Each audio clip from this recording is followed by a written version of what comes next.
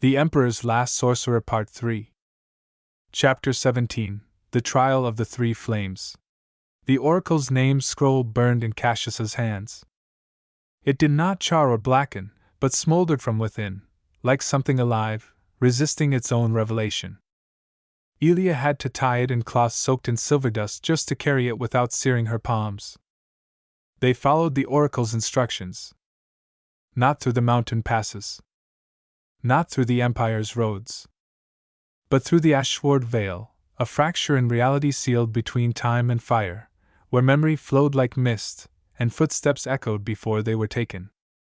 This is where the gate once leaked, Aelia warned. Where pieces of you were left behind. Pieces of me? Your fire broke into 3. Each one still burns. They entered the veil.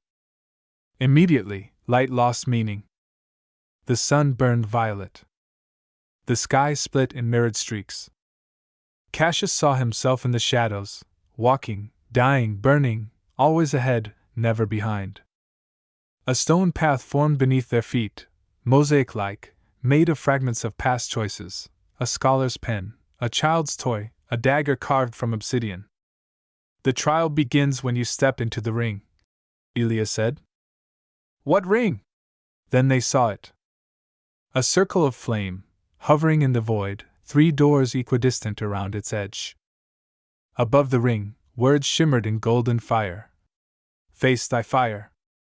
Or be consumed by it. Cassius stepped through the first door. He emerged into a garden. Sunlight.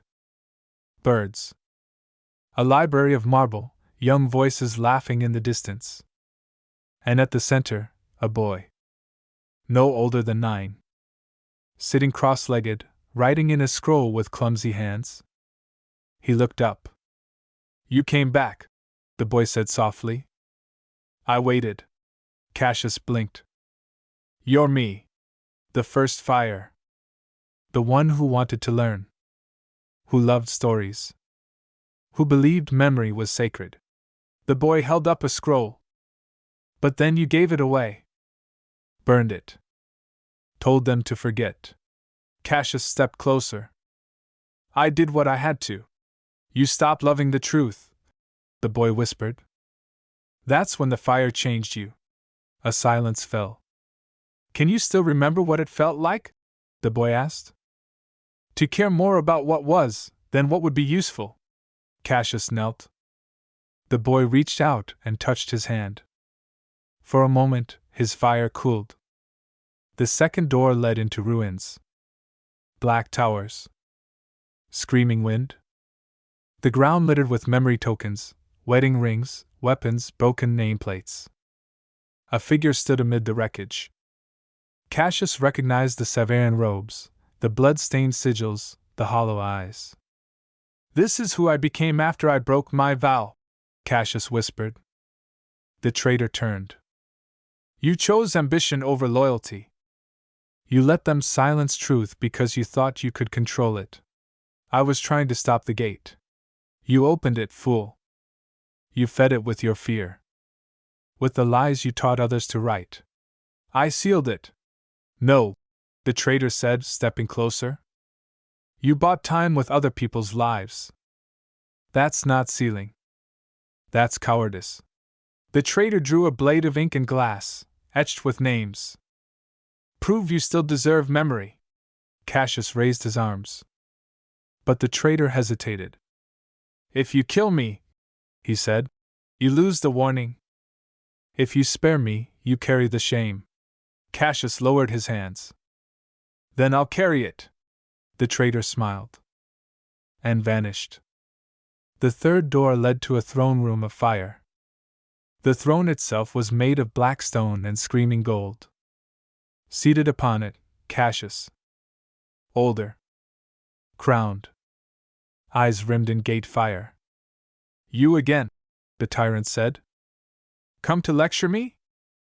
Or to beg forgiveness? I came to stop you. You can't. Because I am you.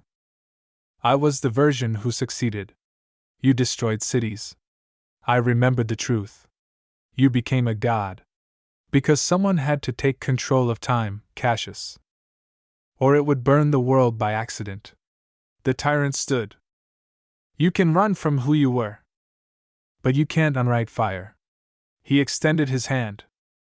Put the crown on willingly this time. And I'll show you how to save her. Cassius froze. Aelia? The tyrant's smile sharpened. She dies if you fail. And you will fail, unless you become what you were. Cassius looked down. Then back. I remember now. Then choose. Cassius stepped forward and touched the crown. But he didn't wear it. He broke it. The tyrant screamed, dissolving into ash. Cassius awoke outside the veil, on his knees. Aelia stood nearby, watching. The sky had gone gold again. He rose slowly.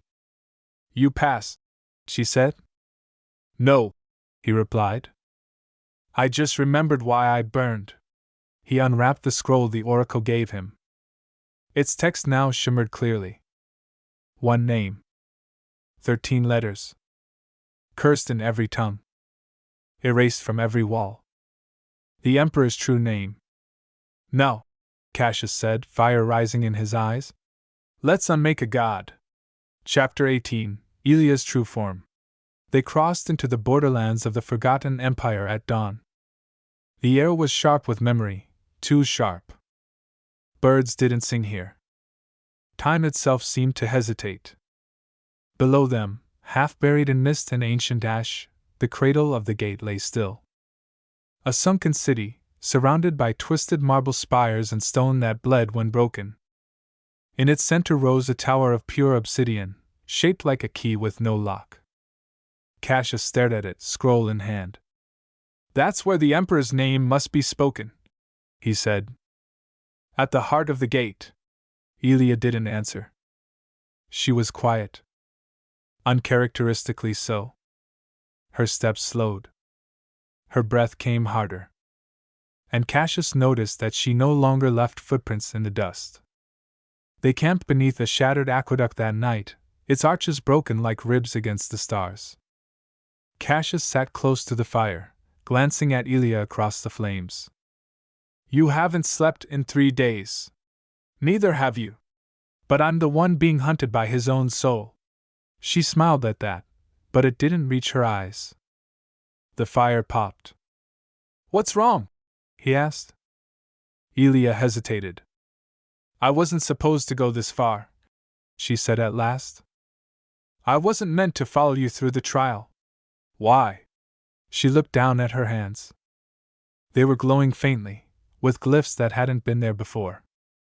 Because I'm not just a seal bearer, Cassius. I'm the binding thread. Cassius froze. What does that mean? Every gate has a keystone. A living one. Someone tied to its rhythm, its pulse. Someone who can hold the seals together, not by force, but by being woven between them. She touched her chest. Her skin flickered like smoke, then solidified. That's why I knew where the seals were. Why the tombs opened to me. Why the flames recognized me. Cassius's throat tightened. So you're not fully human? I was. Once. Before I was chosen. By who? By you. The fire dimmed. Cassius stood, reeling. I don't remember. Because you weren't supposed to. She rose slowly. Your past self knew the seals would one day crack. That the Emperor would wake. That the gate would open. So he made me, shaped me from memory and will. He gave me a name. A face. A soul. You're a construct. I'm more than that. I grew. I chose. I became. You lied. I protected you. She snapped. I walked beside you without revealing what I was, because the moment you remembered who you were, the gate would notice me. And now?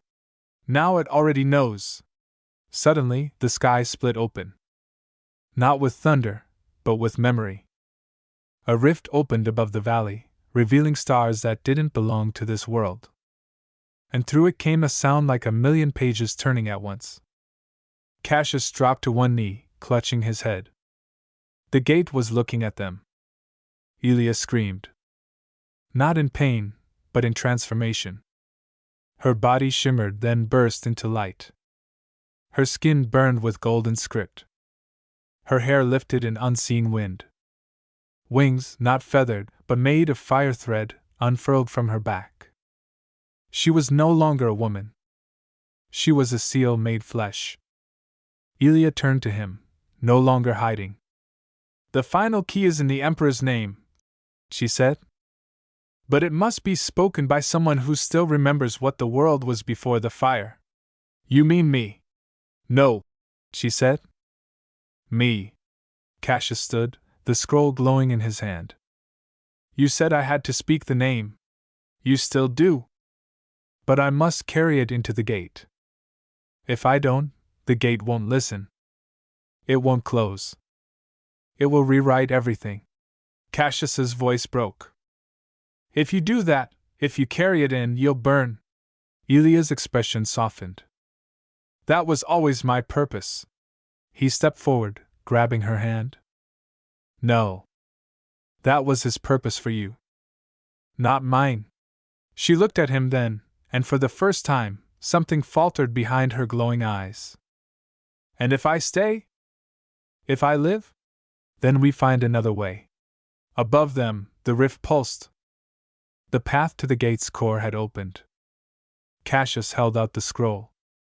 Aelia took it. And the world held its breath. Chapter 19. The Gate Opens. The obsidian tower rose like a blade driven into the bones of the world. Cassius and Aelia stood at its base, wind howling in spirals around them. The rift above churned wider, gold and violet light spilling down like the breath of a dying god. Lightning struck the tower again and again, but it didn't crack. It sang. A low, melodic vibration pulsed through the air, through the stone, through memory itself. It's not just a building, Aelia said. It's a memory engine. Built from the Emperor's mind. Cassius tightened his grip on the scroll.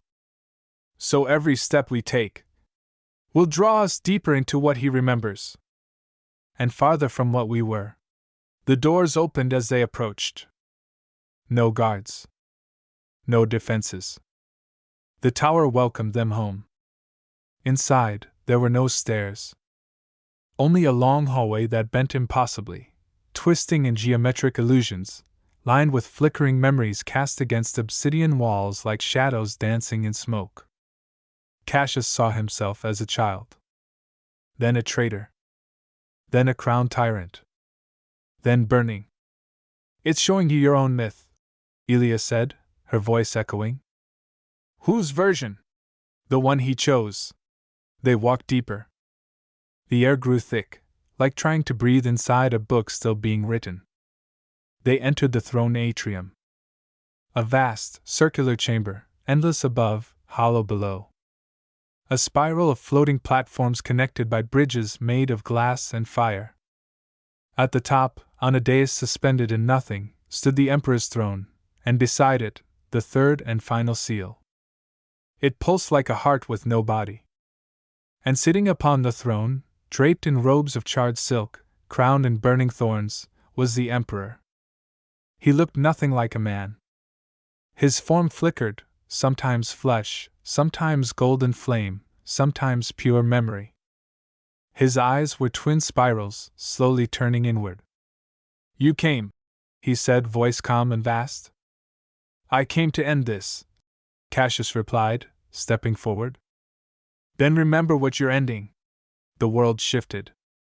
The floor dropped out beneath them, and they fell into memory. Not a vision. Not a dream. A perfect reconstruction of the moment the gate was first opened. Cassius stood in a city paved with mirrors. Above, the sky writhed with glyphs. And beside him stood the Emperor before his transformation, afraid, young, desperate. You promised to help me live forever, the Emperor said. And I did, the gatekeeper Cassius replied. You said memory would save us. It did. But I forgot who I was. That was the point. The scene shattered. They were back in the tower. The Emperor rose from his throne. I am what happens when you preserve everything and allow nothing to be forgotten. When myth and memory fuse. I am the echo made flesh. He stepped toward them, eyes burning. So go on, Cassius. Speak my name. Unmake me. Cassius raised the scroll. This ends now. But the scroll wouldn't open. Aelia gasped. It's bound. By what? The Emperor smiled. By her. He lifted his hand, and Aelia screamed. Her wings of fire faltered. Her arms flickered between flesh and script. And suddenly the scroll in her hand burned black. She's still the binding thread, the Emperor said. And the gate obeys only what's bound. Then I'll free her, Cassius said. You can't. Not without a cost. Cassius stepped forward, into the circle of flame that surrounded the throne. Then I pay it. The fire rose around him. And the gate opened. It wasn't a door. It was a mirror. It reflected not just the world, but every version of it. He saw himself if he'd never betrayed the Severan circle. He saw Aelia if she'd been born fully human. He saw the Emperor as a father, as a child, as a monster. And he saw a future. A world rewritten. Where the gate was God. Where memory chose who was allowed to exist. Cassius clutched the scroll. You bound Aelia. You bound the world. But you forgot one thing. What's that? The Emperor asked. Fire unbinds. He turned to Aelia. Do you trust me? Through pain, through tears, through light, she nodded. Then burn me, he said. All of me. She unleashed her full power. Light flooded the atrium. Cassius screamed as the fire passed through him, not killing, but unbinding. Every tether the Emperor had placed. Every script. Every anchor. Every false memory. The scroll opened. The name appeared, pure, glowing, terrible. Cassius whispered it. Valerian Marius, crown of the hollow flame. The Emperor froze. His spiral eyes cracked. And the seal exploded in light. The throne shattered. The tower began to fall. Cassius grabbed Aelia as the world collapsed around them. And somewhere, deep in the core of the gate, the myth unraveled. Chapter 20, The Ashlight Fall. They fell through fire, not sky. Not flame as the world knows it, but ashlight, the final breath of memory as it dies. The obsidian tower collapsed behind them in a spiral of dissolving time. The gate, once vast as a second sun, had splintered into 1,000,000 shards of golden dust, each one a forgotten possibility. Cities flickered in and out of existence. Names uncarved into stone reappeared, only to vanish again. Cassius held Aelia tightly as they tumbled through the breach between then and now. We did it, he whispered. We unmade him, she replied, her voice faint but alive. So why does it still feel like we're falling? They landed in silence, gently, atop a high hill overlooking the empire. The world was different. The skies were no longer split. But neither were they whole. The sun hung dimmer, as if scorched at the edges. The stars blinked too slowly. And the city below, Rome, or something close to it, was not quite the one Cassius remembered. What is this place? He asked. A world where the Emperor was never crowned, Aelia said, rising to her feet. Then we changed everything. No, she said. We remembered differently. And now the world does too. Below them, statues had shifted. The imperial plaza no longer bore the throne of Valerian Marius, but an empty plinth, vines crawling over its untouched stone. Histories rewritten. Temples built to other names. The Red Legion had become the Circle Guard, defenders of memory, not destroyers. But some things had not returned. Some names remained ash. Cassius opened a leather-bound notebook he'd carried for months, his own journal. Many pages were now blank. "What did we erase?" he asked softly. Aelia touched his shoulder. "Only what chose not to be remembered." She walked to the edge of the cliff and raised her hand. The glyphs on her skin were fading now. Her fire wings gone. Her presence, less thread, more person. "You're changing," Cassius said. "I was bound to a memory," she replied. "And the memory's gone." "Then what are you now?" She looked at him, eyes filled with something achingly human. "Free." They didn't speak for a long while. Just watched the ashlight fall like slow snow across the hills. Every flake a ghost of a memory that would never return. Not erased. Not destroyed. Just set down. Allowed to sleep. "Will the gate ever rise again?" Cassius asked. "Not unless someone tries to crown another myth," Aelia replied. "And if they do..." She drew a circle in the air, an eye with 13 flames. "There will always be a witness." Cassius looked at his hand. The thorn mark had faded. But something deeper remained. A sense of rhythm. Of knowing. Of responsibility. "And what about you?" he asked. "Where will you go now?" Aelia smiled. "Anywhere. Everywhere. I'd like to see the world as it is. Not as it remembers itself." "Will I see you again?" "You might forget me," she said. "But I won't forget you." "That's not fair." "No," she said. "But it's true." The wind shifted. And with it, Aelia stepped backward, her form beginning to shimmer, not in light, but possibility. "Cassius," she said, just before she vanished, "if you ever hear fire singing, don't be afraid. It only means memory still loves you." And then she was gone. Cassius stood alone. The world beneath him was no longer ruled by an emperor. No longer bound by the gate. But it would never be the same. Because now it remembered. And so did he. Chapter 21: The City That Never Was. The wind carried him east. There were no maps to this place. No roads. No borders.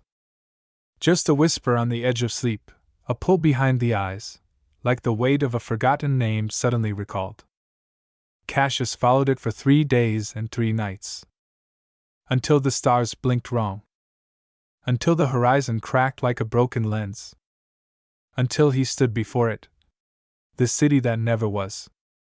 It was a place built from echoes, streets paved in illusions, towers that shimmered between architecture and flame. The buildings didn't stand so much as hover, slightly misaligned with reality, like someone had tried to remember them too quickly and stitched them together with dreams. There were no people. But the shadows moved. Not in fear. In ritual. He stepped into the first street, and immediately the sound of music rose. Faint. Melancholy. An orchestra tuning in a language no longer spoken. "This place was never real," Cassius whispered. "But now that the Emperor's memory is gone, there's nowhere left to hold it." He passed a fountain that poured nothing but ash.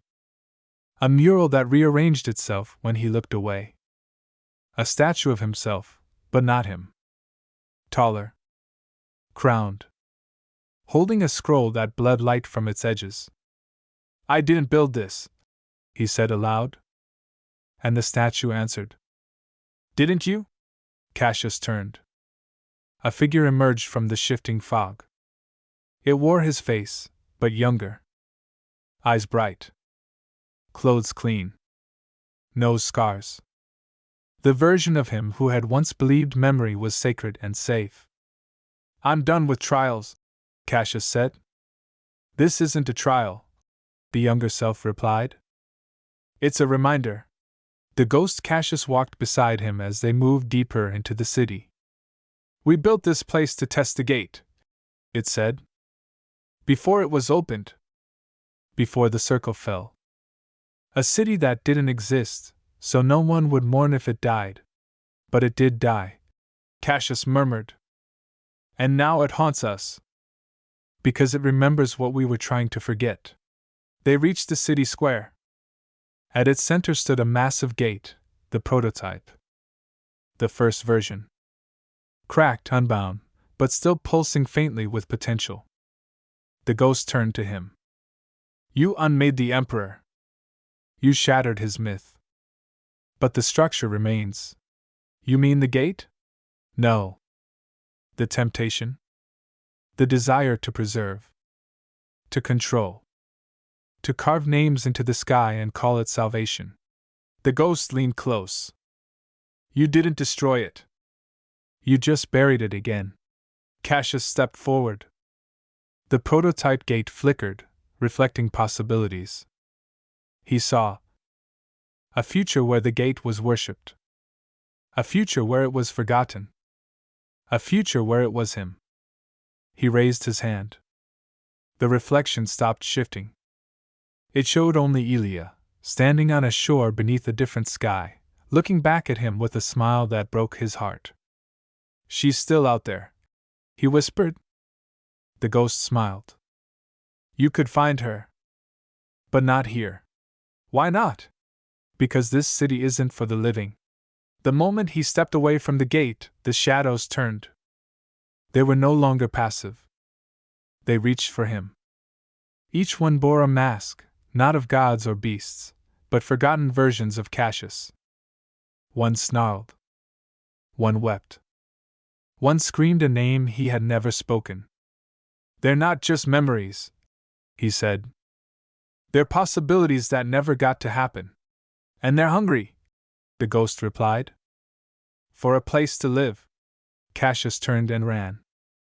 Through streets collapsing into color. Through buildings folding into smoke. Through a plaza where the stars fell like rain and whispered names in reverse. The city pursued him, not like a place, but like a grief. He burst through the gate he had entered. The moment he crossed the threshold. Silence. The city vanished behind him. Gone. Like waking from a dream someone else had written. Cassius stood at the edge of a cliff. No tower. No gate. Only grass. Wind. Birds. And a letter sealed with a sigil of ash and gold, lying at his feet. He opened it. There was no signature. Just 3 words. You remembered me. He looked to the horizon. Somewhere, across the sea, she waited. No longer a binding thread. Just Aelia. And the world still turning. Chapter 22, The Salt and the Flame. The letter was folded in silver wax and sealed with a flame that did not burn. No map. No name. Just 3 words. You remembered me. Cassius packed nothing but a journal, a worn cloak, and the broken pendant that once shimmered with severe and fire. The thorn mark had faded from his wrist, but its echo remained, a pulsing reminder, like the faint scent of smoke after a storm. And so he walked. To the coast. To the last place the gate had whispered about before it died. To a city where the sea whispered in forgotten tongues, and gods that were never named still dreamed beneath the waves. Lysara was older than empire, older than the gate, older than war. It was carved into the cliffs of the eastern shore, where pale sandstone arches curved like ribs over black surf. The streets were cobbled with broken prayer stones. Bells chimed without wind. The scent of myrrh and salt clung to every corner. Locals called it the city the tide never drowned. It had no ruler. Only a flame. Cassius arrived just before twilight. The streets were empty. Not with fear, but with anticipation. As if the city itself knew something was returning. He passed murals of faceless saints, doors carved with runes in a tongue even he couldn't read. Fishermen blessed their nets with seawater and burned incense at dawn. The air was rich with silence, And on every corner he saw her symbol. A circle of thread crossing a single flame. Aelia's mark. He asked no questions. There was no need. The city pulled him forward like a tide, every street gently curving inward, downward, toward the sea.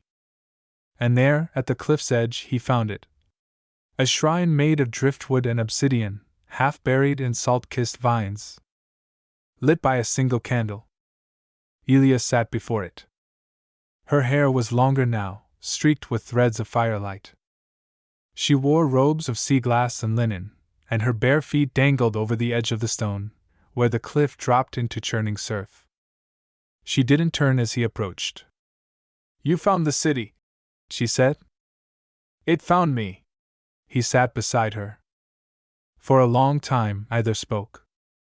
The wind carried old songs through the arches. Below, waves crashed against the bones of drowned temples. Somewhere, bells rang without hands. "How long have you been here?" he asked. "Since the gate fell. Since the world started righting itself again." She looked at him, eyes soft and human. "And you?" "Since the city that never was. Since I walked through the memories I left behind." Aelia smiled faintly. "You always loved building things that couldn't last. And you always tried to hold them together." She reached into the folds of her robe and removed something. A jar of ash. Sealed with wax. Glowing faintly from within. "The Emperor's fire," she said. "What's left of it?" Not the man. Not the myth. Just the flame. "Why keep it?" "Because it's still part of us." "Of you?" "Of what we were. And maybe someday, someone will need to remember it again." Cassius looked out at the sea. "What now?" "We rest," she said. "Then we write it down. All of it. So someone can read it? So we never forget what we chose not to become." That night, the two of them walked the shore, barefoot in the tide. No enemies. No crowns. No gate. Just the salt and the flame, side by side. And in the sky above, where stars once bore the weight of prophecy, they saw only light. Chapter 23, The Book of Unwritten Fire. There is a silence that comes after history ends. Not the hush of death, but the breath before something is born. Cassius had known the roar of thrones falling, the scream of memory unspooling like thread through blood. He had spoken the Emperor's true name, and watched the gate collapse under the weight of its own forgotten myth. But none of it felt as terrifying as the blank page before him now.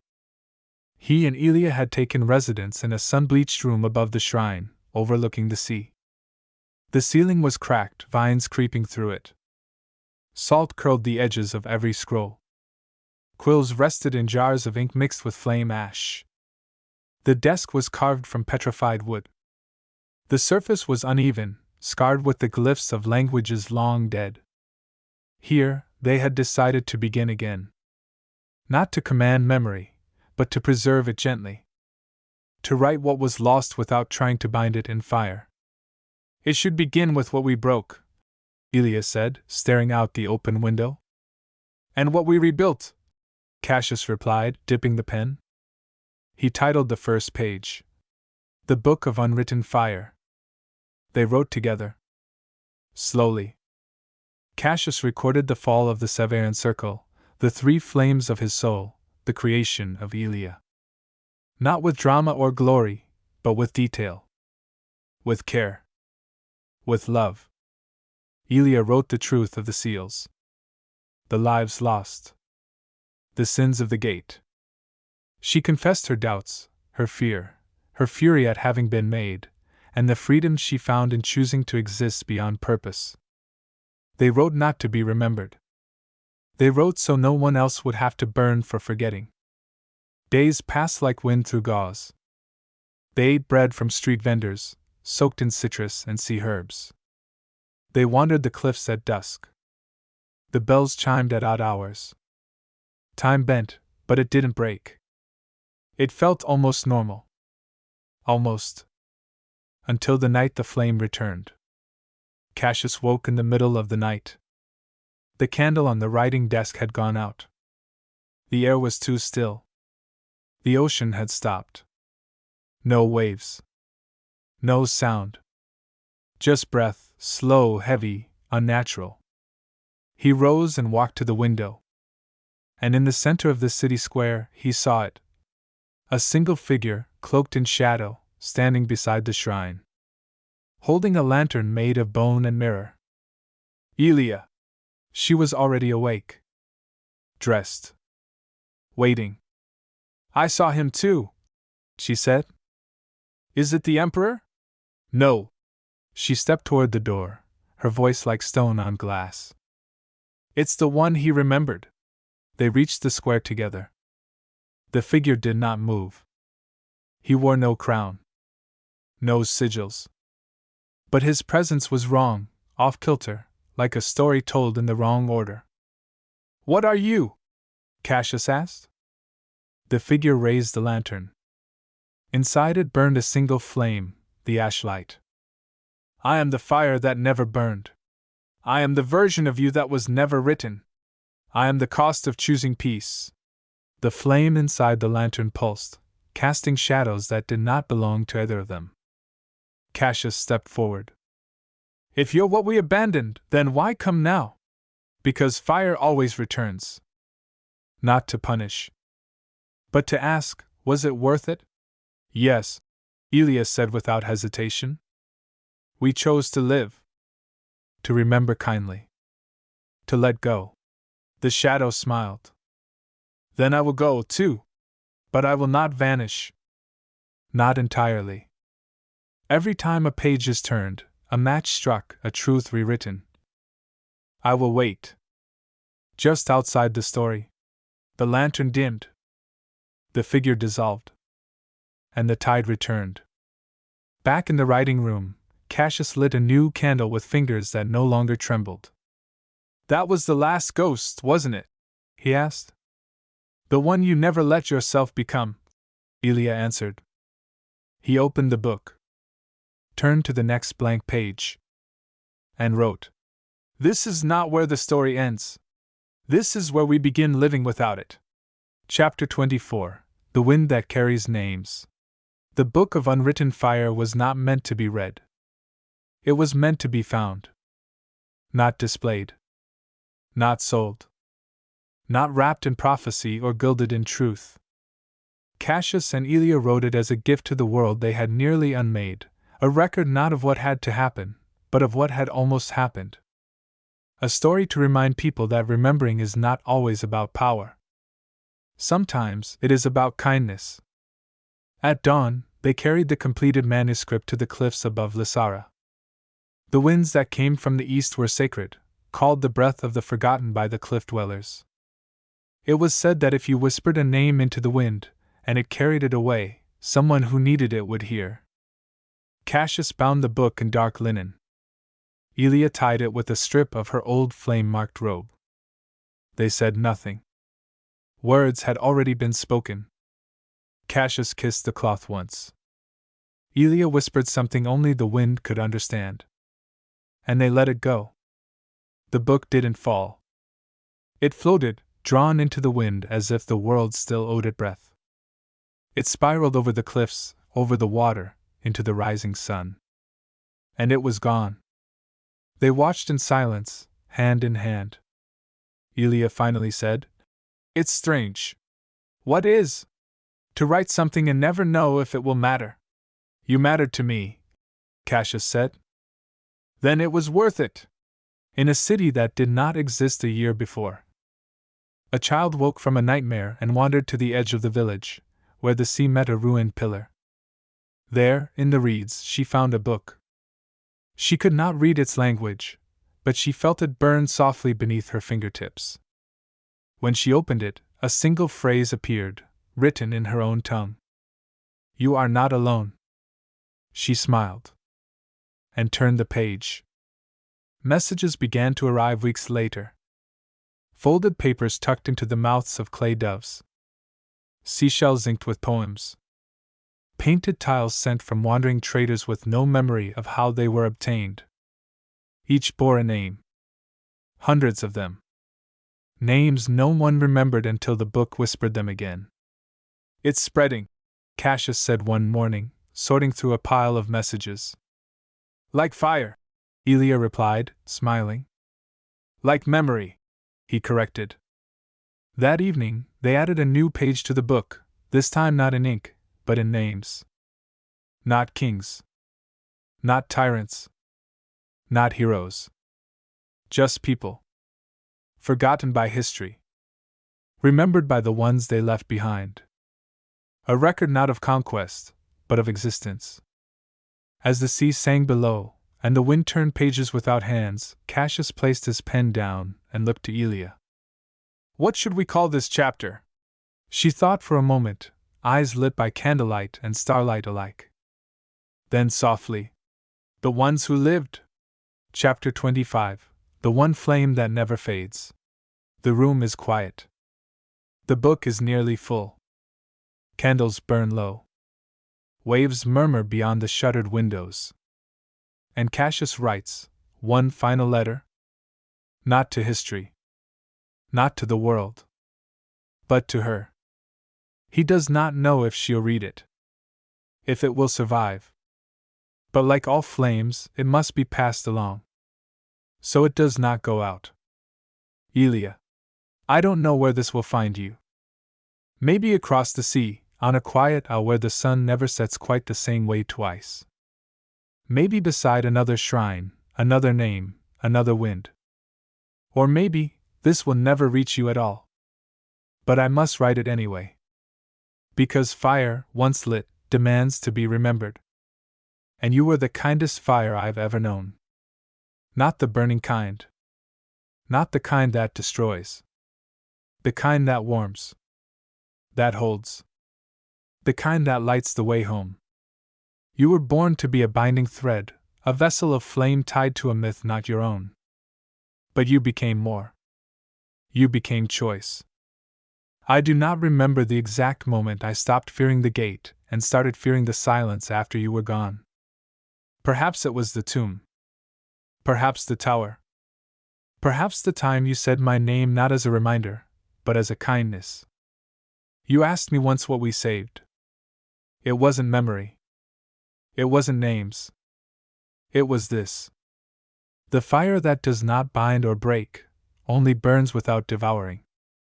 And if this letter never reaches you, if it becomes another page in the wind, if time scatters it like the last ash of an old world, know that you were remembered. Not by a scroll. Not by a gate. By me. Always. See.